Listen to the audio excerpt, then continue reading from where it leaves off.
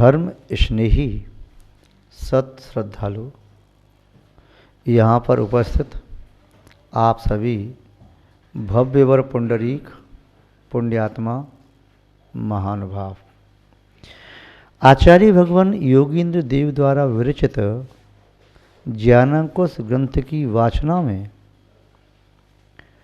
विगत उपदेश में देख रहे थे। आचार्य महोदय ध्यान के फल की व्याख्या किस प्रकार बता रहे थे। ध्यान का फल क्या है? ध्यान का फल अरहत और सिद्ध अवस्था की प्राप्ति है। कौन से ध्यान का फल? प्रशस्त ध्यान का फल। प्रशस्त ध्यान का फल प्रशस्त होता है, अप्रशस्त ध्यान का फल अप्रशस्त होता है। बुरे कार्य का परिणाम बुरा होता है, अच्छे कार्य का प्रतिफल परिणाम अच्छा होता है। बुरे व्यक्तियों से संसार में अच्छा कार्य हो पाना दुष्कर है और अच्छे व्यक्तियों से बुरा कार्य हो पाना दुर्लभ है। सबकी अलग अलग प्रकृति, नियति और प्रवृत्ति होती है। जिसकी प्रकृति और नियति अच्छी है उसकी प्रवृत्ति भी अच्छी होगी। जिसकी प्रकृति और नियत खराब है उसकी प्रवृत्ति भी खराब होगी।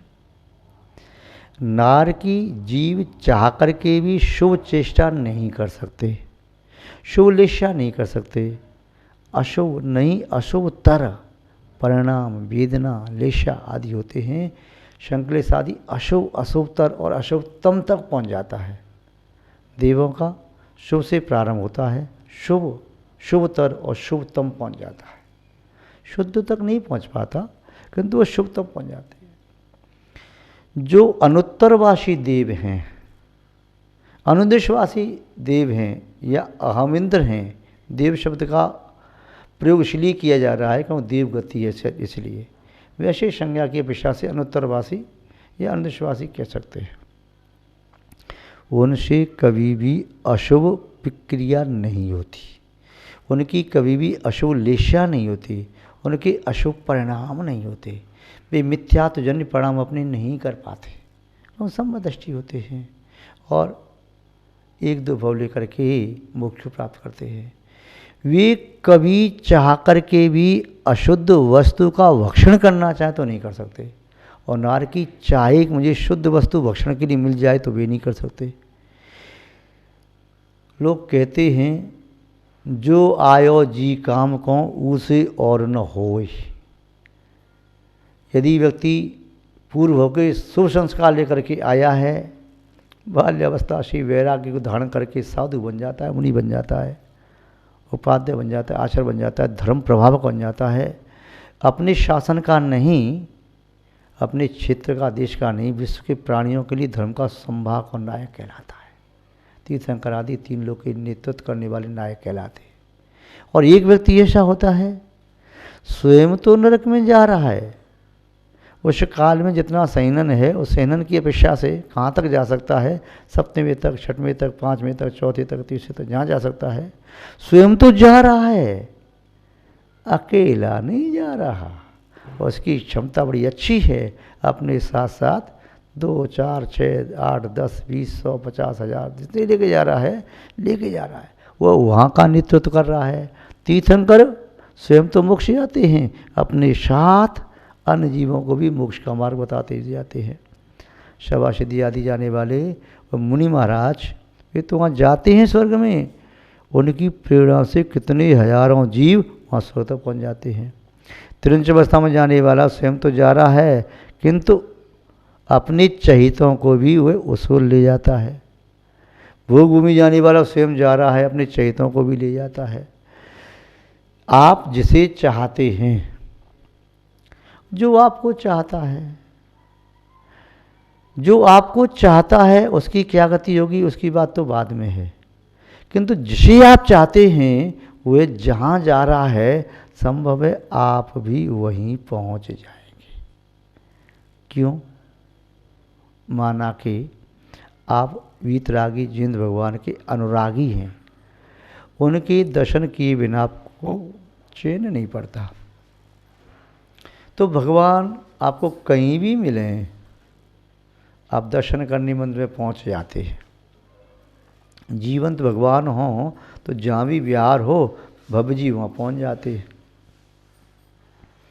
मुनि महाराज जी हैं, मुनि महाराज से आपका लगाव हो गया तो मुनि महाराज जी इस नगर से उस नगर में, उस नगर से उस नगर में, उस ग्राम में, उस जनपद में, प्रांत में ऐसे विहार कर रहे हैं। तो उन मुनि महाराज को चाहने वाले उन मुनि महाराज के पास पहुंच जाते हैं, परोक्ष में उनकी वंदना करते, भक्ति करते, स्मरण करते और उनकी गुणगान यशोगान करते हैं, किंतु वहीं पहुंच जाते हैं। बाद में वहाँ ठहर नहीं सकते सुचिरकाल तक, तो लौट के फिर अपने स्थान पर आ जाते हैं। किंतु कहते हैं महाराज जी हमारा शरीर तो जा रहा है पर मन तो आपके पास ही रहेगा, हमारा मन में टिक जाता है। अब मुनि महाराज जी जिस स्वर्ग में पहुँचेंगे तो उनके चहेते भक्त भी उसी स्वर्ग में पहुँचेंगे। मुनि महाराज का मान लो उच्च स्थान है, विशुद्धि आदि पुण्य ज़्यादा है तो उत्कृष्ट पद मिल गया, उन्हें उसी स्थान पर सामान्य जगन मध्यम आदि पद प्राप्त हो गया। जो नरक में जाने वाला है उसको चाहने वाला तो वहाँ चला जाएगा, जो जिसको चाहता है उसके पीछे पीछे चला जाता है। जैसे परछाई अपने बिंब के साथ जाती है, प्रतिबिंब बिंब के साथ जाता है, तो शुभ गति में जाने वाले व्यक्ति के पीछे जो भी लग गया वह भी शुभ गति में पहुंच जाएगा, और शुभ गति में जाने वाले व्यक्ति के पीछे जो लग गया तो वहाँ चला जाएगा। अब पीछे लगा हुआ है, वीतरागता के पीछे, वीतरागी के पीछे जो लग गया आज नहीं तो कल वीतरागी बन जाएगा। यदि एक ही जंप लगाने से, कूदने से नहीं नाग पा रहा, दूसरी बार में तीसरी बार में पहुंच जाएगा। जिस दिशा में बढ़ रहा है और उसको तो वहाँ पहुंचना है तो पहुंच जाएगा, और जो इधर जा रहा है पीछे तो पीछे पहुंच जाएगा। आप सब जैसे मोक्ष मार्गी हैं, मोक्ष को जिन्होंने प्राप्त कर लिया उसे चाहते हैं, मोक्ष मार्ग में चलने उन्हें चाहते हैं, तो आप चाहते हैं, इसे चाहते हैं वह जहाँ जा रहा है वहाँ तक आप भी पहुँच जाओगे। बस ये देख लो कि हमारा मन ईमानदारी से किसे चाहता है, जिसे भी चाह रहा है उसकी गति आपकी दृष्टि में क्या है, समझ लेना लगभग आपकी गति भी वही है। जो हमारे मन में चल रहा है वही हम हैं, जो हमारी परिणति है वही हम हैं। ऐसा नहीं है कि नरक में जाने वाले व्यक्ति को चाह करके कि मैं इसे छोड़ूंगा नहीं, चाहे कुछ भी हो मैं इसके साथ ही रहूँगा। तो सुनिश्चित कर लीजिए नरक की आयु को इसने बंद कर लिया है, उसे आप नहीं छोड़ोगे तो बस नरक की आयु बंद करके आप भी वहाँ पहुँच जाओगे। जिसने देव आयु का बंद किया आपसे नहीं छोड़ोगे तो आप भी देव आयु को बंद करके पहुँच जाओगे। वीतरागता से राग कर लिया, मोक्षगामी जीव से राग कर लिया, निश्चित मानिए आज नहीं तो कल वहाँ पहुँच जाओगे। बालक माँ से कोई वस्तु मांगता है, लड्डू है, टॉफ़ी है, चॉकलेट है, मांगता है। माँ ने कहा चलो बाहर खेल करके आओ, 2 मिनट लौट के आ गया, नहीं मैं खेल करके आ गया। आप शाम को देंगे, जब रात हो जाएगी आंख बंद कर ली, माँ मुझे तो अंधेरा दिखाई दे रहा है, रात हो गई मुझे दे दो। वह उसी के पीछे लगा, उसे कुछ और चाहिए नहीं। तो जिसे कुछ और नहीं चाहिए वही चाहिए, तो जो चाहिए केवल तो मिल जाएगा। और जो एक साथ बहुत चाहता है तो फिर अनसर्टेन है, उसे क्या मिले क्या नहीं मिले कह नहीं सकते। किंतु जो एक को चाहता है श्योर है वह एक को प्राप्त कर लेगा। एक है साधन सब सदें, सब साधन सब जाएं, जो तू सेवे मूल को फूली फलेगा। एक को साधने से, एक को टारगेट एक बनाते हैं तो प्राप्त हो जाता है, जब टारगेट अलग अलग बनाते हैं तो वे प्राप्त नहीं होता। संकल्प समीचीन एक में दृढ़ता है, जिसकी कल्पना की है प्राप्त हो जाएगा। विकल्प यदि आ गया तो दुई कल्पना हो गई, फिर ये प्राप्त हो सकती है, ये भी हो सकती है, संशय में पहुंच जाएगा। तो आचार्य महोदय यहाँ पर ध्यान के संबंध में कह रहे थे। बाद में परमात्मा का स्वरूप बताया कि ध्यान का फल है। परमात्मा द्विविधः प्रोक्तः सकलो निष्कलश तथा सकलो हरस्वरूपो ही सिद्धो निष्कलो उच्यते। आचार्य महोदय ने बताया ये ध्यान का फल है। अब आचार्य महोदय बता रहे हैं कि परमात्मा के बारे में बात कही, सिद्धों के अंत के बारे में बात कही, अब उस ध्यान की प्रेरणा देना चाहते हैं। कैसी प्रेरणा दे रहे हैं उनके शब्दों में देखें। श्रूयते ध्यान योगेन संप्राप्तं पदम अव्ययम् तस्मात् सर्व प्रयत्नेन कुर्यात् ध्यानम बुद्धोत्तमः। आचार्य मुझे क्या कहना चाह रहे हैं, देखो, श्रूयते ध्यान योगेन, ये सुना जाता है। मैंने सुना है ऐसा नहीं, आपने सुना है ऐसा नहीं, उसने सुना है इतना नहीं, उन्होंने सुना इतना नहीं, हम दोनों ने सुना ये भी नहीं, हम सब ने सुना ये नहीं, उन दोनों ने सुना, उन सब ने सुना इतना भी नहीं, तुम दोनों ने सुना, तुम सब ने सुना इतना भी नहीं।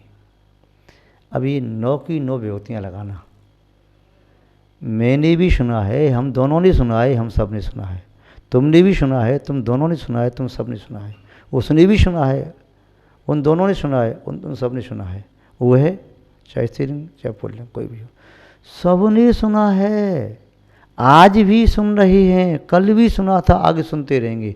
यहाँ भी सुना, वहाँ भी सुना, वहाँ भी सुना, सब जगह तीनों लोगों बातें विख्यात है, विदित है, त्रैलोक विदित बात है।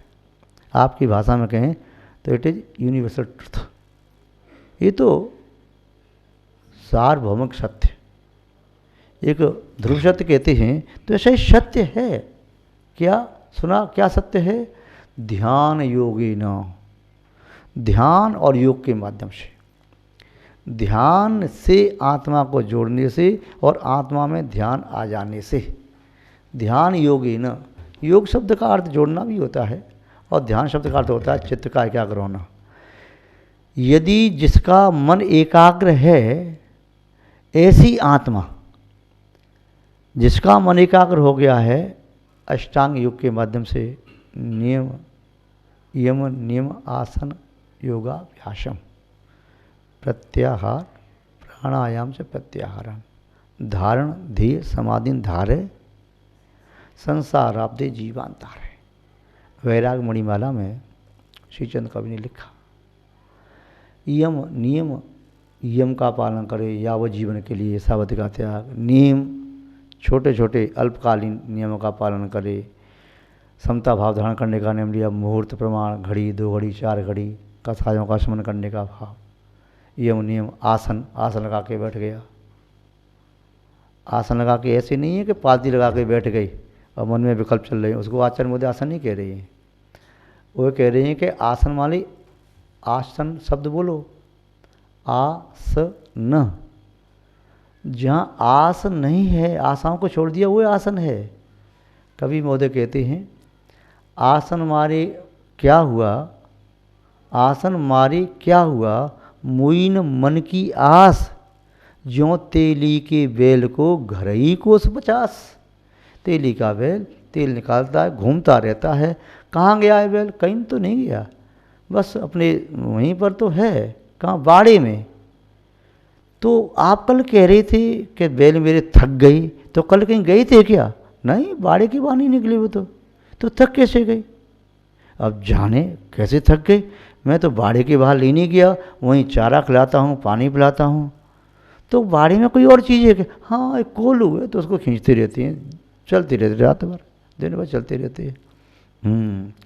तो जिस योगी का मन यदि बाहर जा रहा है, आसन मार के बैठ गया, मन की आशा नहीं मरी, ये भी चाहिए, ये भी चाहिए, ये भी चाहिए, ये भी मिले, ये भी मिले, ये भी मिले, तो बस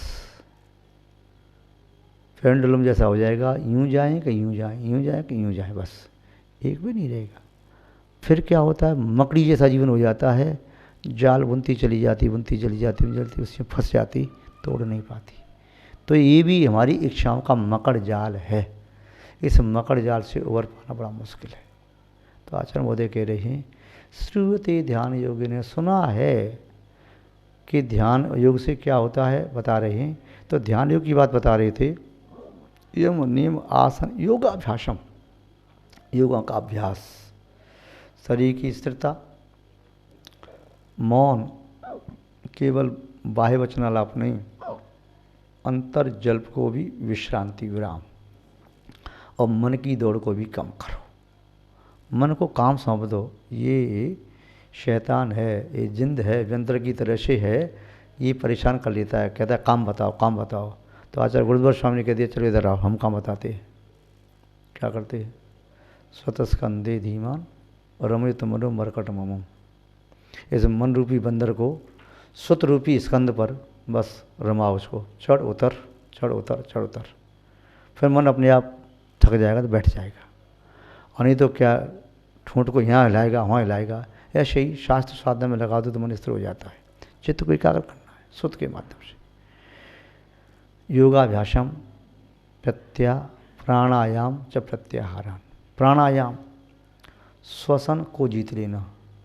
श्वास ऐसा नहीं थोड़ी किसी बात कही तो घबरा गई, श्वास की गति तेज हो गई, कोई बात हो गई तो उसे ठंडा पड़ गया।